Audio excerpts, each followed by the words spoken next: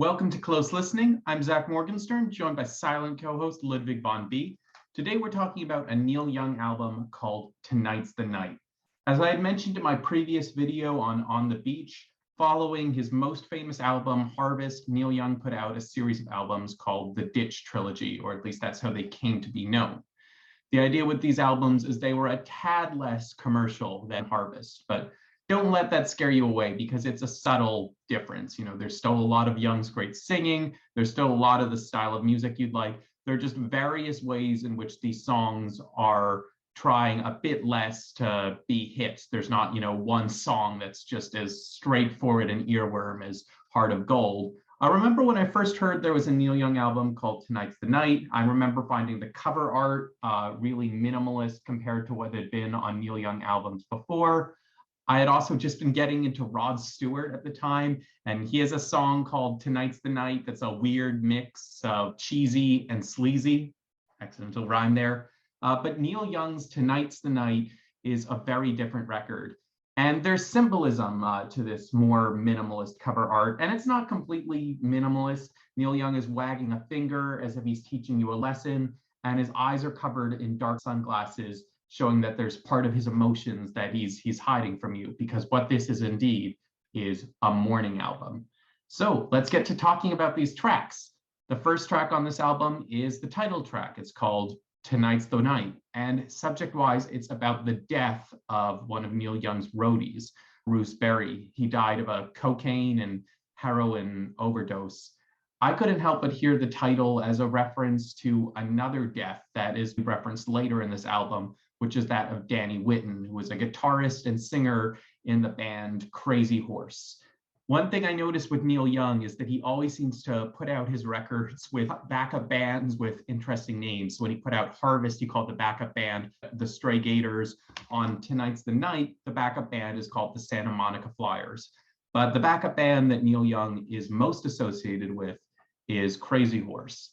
And at least in my limited sense, the most famous member of Crazy Horse is the only one who has not been through the band all these years because he died, Danny Whitten. And Danny Whitten, interestingly, is another connection between Neil Young and Rod Stewart, because Danny Whitten's song, I Don't Want to Talk About It, became a huge hit when Rod Stewart recorded a cover of it. But anyway, this first song, Tonight's the Night, is like few things you'll hear. Apparently, Neil Young came up with the song just in his head, so he doesn't associate the lyrics at first with any instrument. Thus, you just get some pure haunting vocals with a little bit of bass, and then you hear a little bit of the standard simple rock blues instruments, piano, guitar. And even though this is a very stripped down song, it's not one that's necessarily easy to reproduce, because its exact haunting feel, I think, is really tied to the specific production choices. For much of the song, it's kind of vague what the night is, why it's a big deal, but then there's one verse that goes, "Because people, let me tell you, it sent a chill up and down my spine when I picked up the telephone and heard that he died." And this is why I hear the song more about Danny Whitten than about Bruce Berry, because in the case of Danny Whitten, Neil Young literally told him to go home from a recording session because his addiction was meaning he just couldn't function in the band context. And later that same day, he got a call saying that Danny Whitten had died. And Neil Young somehow saw this as his fault. It felt so wrong to have fired Danny Whitten on the same day when drugs completely destroyed him, and that guilt characterized a lot of this record. Track number 2 is called Speaking Out. One could hear this as a rare song of escapism on a record otherwise built on melancholy. Music-wise, it kind of mixes some slightly jazzy guitar bits with a bit of a Sam Cooke kind of sound. And otherwise, its meaning might be heard as a similar song to A Man Needs a Maid and Motion Pictures. It's like the third song that Neil Young, about falling in love with his partner in the first half of the 1970s, Carrie Snodgrass, by watching her acting on the TV. Track number 3 is World on a String. It's more of a harder, solid guitar sound. All I can make of it is that it's a subversion of the happier song Frank Sinatra recorded, I've Got the World on a String, because this is a song about having no control of your life and feeling melancholy. Track number 4 is called Borrowed Tune. This is one of these songs that is just Neil Young playing harmonica, playing piano, and singing. There's no other accompaniment, and it's just a haunting sound. I love those songs. Other examples of it are After the Gold Rush and Journey Through the Past. And because this is such a simple and unique sounding arrangement, it didn't occur to me that he was literally lifting the tune Lady Jane by the Rolling Stones. And he admits to it in the songs, as I borrowed the song from the Rolling Stones. Track number 5 is called Come On Baby, Let's Go Downtown. Now, this is the track that really indicates that this is a tribute album to Danny Whitten and about Young's guilt about Whitten's passing. It's a recording from a live show from back in 1970. This album was recorded in 72 or 73 and then not released until 75. So it's a stretch to put this song on the album. On top of that, it's co-written by Young and Danny Whitten. Everything else is a pure Neil Young song. And Neil Young has said it was basically Danny Whitten who wrote the song, and it's mostly Danny Whitten who you hear singing on the song. So this is really a Danny Whitten or a Crazy Horse song. It's not a Neil Young song at all. But for the sake of this album, as a tribute to Danny Whitten, it just throws one of his own songs on there, and it sounds nothing like what's on the rest of the record. It sounds something kind of like what the band would have recorded. Track number 6 is called Mellow on My Mind.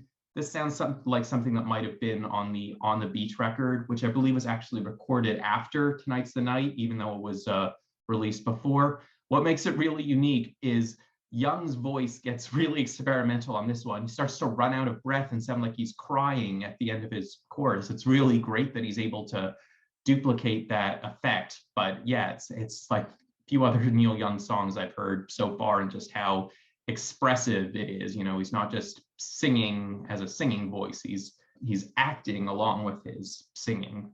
Track number 7 is called Roll Another Number for the Road. It's kind of a boozy country tune with some great harmony in the chorus. I guess Young is trying to make his sadness and concerns about drugs real and not just subjective for the art. A verse goes, "I'm not going back to Woodstock for a while, but I long to hear the lonesome hippie smile. I'm a million miles away from the helicopter day. No, I don't believe I'll be going back again." Track number 8 is called Albuquerque. This one sort of fits a recurring theme on a number of the earlier Neil Young albums about singing about wanting to leave behind the urban music scene and identifying with and seeking refuge in more of the countryside. Track number 9 is called New Mama. There's some interesting guitar picking in there, so it kind of reminds me of The Needle and The Damage Done. But yeah, it's a straight up acoustic song, albeit with some more layered vocals on top of it. And it's about the birth of Neil Young's son, Zeke. So apparently a lot of people interpret this as the rare happy song on the album. But if you look at the lyrics, even this song isn't happy. It's not an escape from the sadness about Bruce Berry and about Danny Whitten. Change in times, ancient reasons that turn to lies. With that lyric, it feels like he's saying humans have always wanted to have babies. This is this ancient desire, this ancient source of happiness that takes us to what Neil Young calls the dreamland. But that's kind of a lie. If you have deep, overwhelming sadness, nothing, not even this ancient cure, is good enough to address it. Track number 10 is called Lookout Joe. It feels like it's inspired by Lou Reed's Walk on the Wild Side in its subject matter, but it brings in more Neil Young darkness, and the musical arrangement gets bigger and bigger as the song goes. It doesn't stick to simplicity like Walk on the Wild Side. Track number 11 is called Tired Eyes. Kind of like I said with Mellow on My Mind, things kind of starts to sound like crying. The song is about violence and the underground drug scene, but it's still kind of an allegory for just his friends dying of drug overdoses. There's a part where it goes, "Well, tell me more, tell me more. I mean, was he a heavy doper or was he just a loser?" You know, it's the kind of questions, you know, what could I have done to prevent this death? And then the chorus is also a standout. It goes, "Please take my advice, open up the tired eyes." And when one hears the word advice, one thinks of sageness. But this is perhaps the advice of an unreliable wise man, because of course, opening the eyes of a dying person, no matter how much in your desperation you want to think it brings them back to life, obviously it doesn't. And then finally, the album ends with a reprise of Tonight's the Night. So overall, this is a very interesting album to listen to. The sadness is kind of overwhelming. And in the liner notes, Neil Young writes, "Sorry, these people don't mean anything to you." And obviously that's kind of true. We don't have the relationships to Bruce Berry or Danny Whitten. I mean, for me, they're just pieces of trivia. Bruce Berry was a roadie and the brother of Jan Berry, of Jan and Dean. And Danny Whitten was this important songwriter and member of Neil Young's most iconic backing band.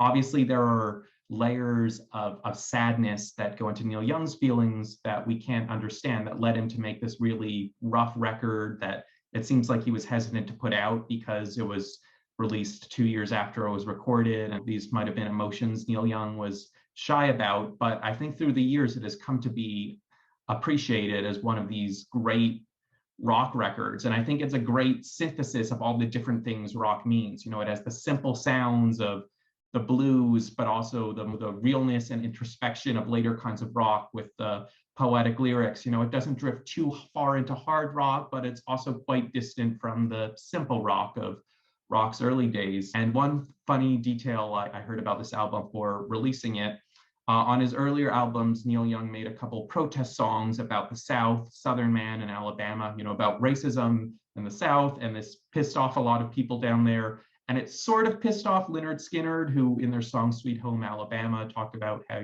hey, don't generalize about the South. Just because we're proud about the South doesn't mean we support George Wallace and segregation. But supposedly Neil Young and Lynyrd Skynyrd didn't really have anything against each other. They just sort of played out this culture war in a friendly way. And around the time that this drama was still going on, one of the guys from Lynyrd Skynyrd was spotted wearing a t-shirt with a photograph of Neil Young from Tonight's the Night. So this album clearly affected a lot of people, including those people down in Alabama. I'm Zach Morgenstern. This is Ludwig von B. See you next time.